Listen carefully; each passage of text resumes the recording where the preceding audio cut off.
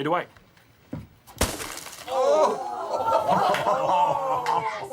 Look at that. There's a pebble in there. You could have killed me. Oh, don't be such a baby. Yeah, who's the little girl now? Then I challenge you to a snowball fight. You got it. A few moments later. I have no feeling in my fingers or penis, but I think it was worth it.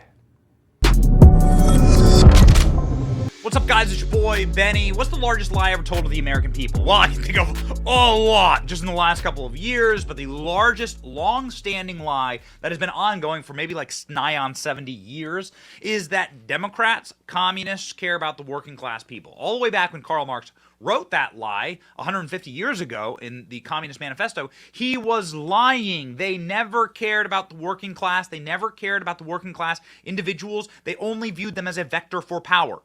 You are able to take and scoop out the working class brains like oatmeal and infect them with communism and use that to agitate the takeover of the systems of power, the means of production in a society.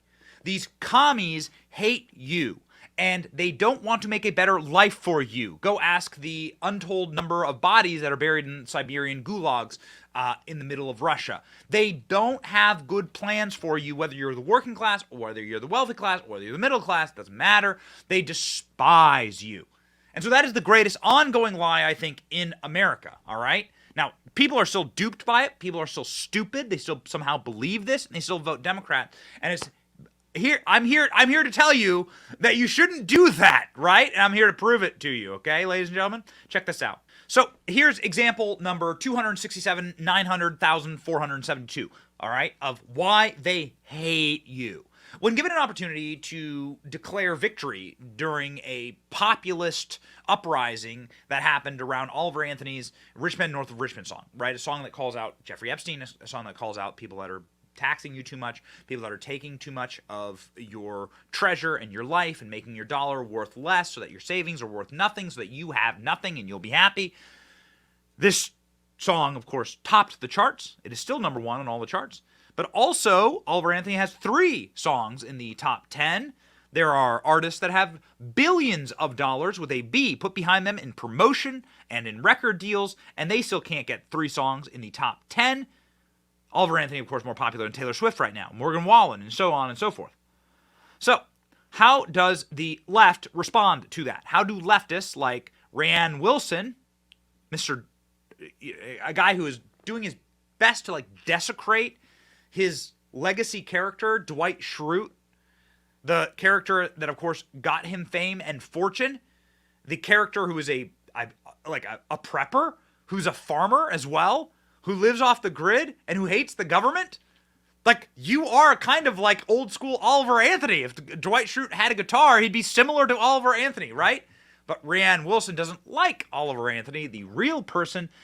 Sad, because Rainn Wilson made a fortune off of the character of Oliver Anthony. Now it turns out that he is a total and complete fraud. If I were writing a song about Men North of Richmond, Rainn Wilson tweets, I wouldn't talk about obese people on welfare. I think about CEOs that make 400 times the average worker salary, up from 50 or 30 years ago, and corporations, I assume, that pay 0 taxes and offshore tax shelters for billionaires. But wait a second, you dumbass. That's exactly what Men North of Richmond are talking about.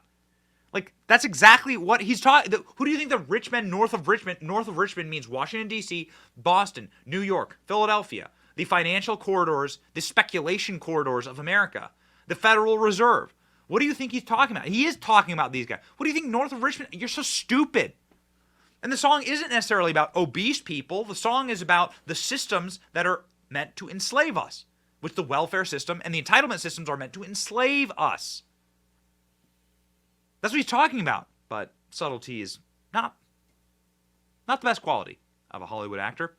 Ashley St. Clair. Perhaps your $16 million net worth is clouding this, but when people like Oliver Anthony look to their left and right for neighbors to fight back against the systems with and instead see they are welfare-addicted gluttons who won't fight against a system that's drugging them physically, mentally, and monetarily, you write Men North of Richmond. Perhaps you should stick to acting instead of songwriting seems to be the #1 on the charts. Oliver Anthony has spoken to people he wanted to speak to, and I can guarantee you he didn't have you in mind. So, Rainn Wilson destroyed. Ashley St. Clair, not done yet. Rainn Wilson is just angry because Oliver Anthony did something that he would never do, which is turn down an $8 million deal, half of Raann's net worth. Stay true to himself. Actors all have a tortured artist complex, when hardly any of them are genius artists. They just chase their names and lights. Oliver Anthony is an artist. Well, that is absolutely empirically true. Oliver Anthony is an artist, and Rainn Wilson does have a $14 million net worth, according to Celebrity Net Worth. You know, up and down with the numbers there, but yeah, okay. So Oliver Anthony turned down $8 million, which is half of Rainn Wilson's net worth. So maybe that's where the bitterness comes from. Maybe that's where it's from. We're not sure. But we do know this, that these leftists, these scumbags, are, in fact, like deeply bitter and deeply angry at the populist messaging about the working class and about fair conditions and fair wages and having value to our money and having freedom. All the things that they promise you, the biggest communist streamers online are saying, no, how dare you? These people need to be enslaved. We need them on welfare. Wait a second, hold on. We need high taxes and we need welfare so that we can enslave the masses, which is actually what communism is all about. Listen to Hassan Piker, probably the foremost socialist, communist, dirtbag streamer who's worth millions himself, by the way. Somebody should ask Hassan. He's worth millions of dollars. Why haven't you given it all away, Hassan? You know, we go at my site and go do charitable work. I'm a capitalist. I want everyone to be rich. You are rich and you do nothing. Hassan Piker never went to East Palestine, Ohio to help out the working class that he so claims to represent. But he is here to shit all over Oliver Anthony and say that Oliver Anthony probably doesn't have a job. Many people used to work in coal mines no longer can work because of automation. Gleefully stating, because of woke liberalism eviscerated the coal mining industry. These people are the opposite of what they claim to be. They actually want you out of a job. They want you enslaved. They want you on welfare. And they hate you. Listen to this. Proponent of the working class, Hassan Piker. North of Richmond, Lord knows it all. Just wanna have total control. Wanna know what you think. Wanna know what you do. Please don't shit on this man. Look at the other verse. I wish politicians would look out for minors and not just minors on an island somewhere. Lord, we got folks on the street, ain't got nothing to eat, and the obese milking welfare. Well, God, if you're 5'3" and you're 300 pounds, taxes ought not to pay for your bags of fudge rounds. Young men are putting themselves 6 feet in the ground because all this damn country does is keep on kicking him down. Hey, man, please don't shit on this guy. He's got some good ideas. It's against welfare queens despite farmers being the most subsidized American industry. I mean, he's not even a farmer.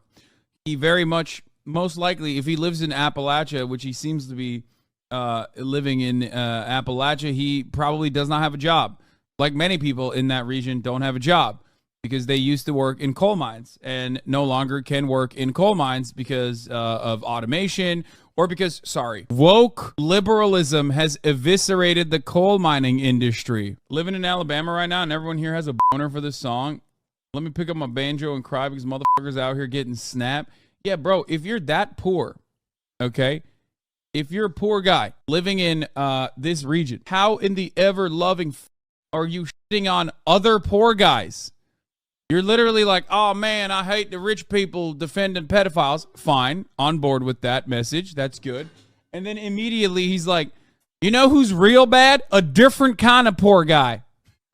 I hate how poor I am and how the rich have fucked me over. But you know what I hate more than that? A different kind of poor guy. Poor guy down the street. Ah, yes, and that brings me to another woke YouTuber, Anthony Frentano. I don't know these guys. I clearly don't search out their channels, but why do all these Marxists always look alike? Like, why are these guys always repulsively ugly? Why do they like all these communists? They always look the same. It's like a Seinfeld about this. Now, these communists, they all look the same. Look at this guy. Look at this guy. This is like your class. If you were like to see like a screaming communist like at your local community college sitting there under his Karl Marx banner, this is exactly what that guy's supposed to look like. So this guy is arguing that Oliver Anthony is a racist. Spin the wheel. Is a racist because he's making it about class divides, talking about how people of the North, that's somehow racist because there's Northerners and he's a Southerner. Oh, man. Oh, cry harder, you filthy Marxist. Have a listen. But like, pay attention to the line that the title is named after. He's drawing lines there, not just class lines, as he's framing himself and everybody else listening to and relating to the song as poor and your average person, working class. Mind you, this guy like lives on 90 acres from what I understand, but that's neither here nor there. Or maybe it is, whatever. But more specifically, he's drawing a geographical line here as well, between North and South, using Richmond, Virginia as that dividing line. With that, you can't ignore the elephant in the room. You know, he's like bringing up old, bitter North-South ideological disconnections that go back to the Civil War era. Drawing this North-South line and claiming that, you know, it's those people from the North that want to control us and tell us what to do. There's a lot of really bad and toxic and often bigoted political baggage that comes with, you know, that North v South binary. And also on top of it, it literally has nothing to do with the economic struggles that he's singing about in the first portion of the song. Rich men north of Richmond are not the sole reason that you're struggling economically. It's the exploitative and solely profit-driven market system we currently live under, which is hurting everyone all over the country, regardless of what side of the Mason-Dixon line you land on. In the end, ladies and gentlemen, they're all wrong, and the numbers prove it. The numbers for our channel prove it. The number for Oliver Anthony's proves it. Like, this song resonates because it cuts directly through the heart of all men. And what is that? The desire for freedom. We know secretly or openly that we are being enslaved by these systems, and we must break them. And that's what's going to happen. Break the chains, ladies and gentlemen. That's what we're all about here. End communism with us together. It's your boy Benny. Like, share, and subscribe. See ya.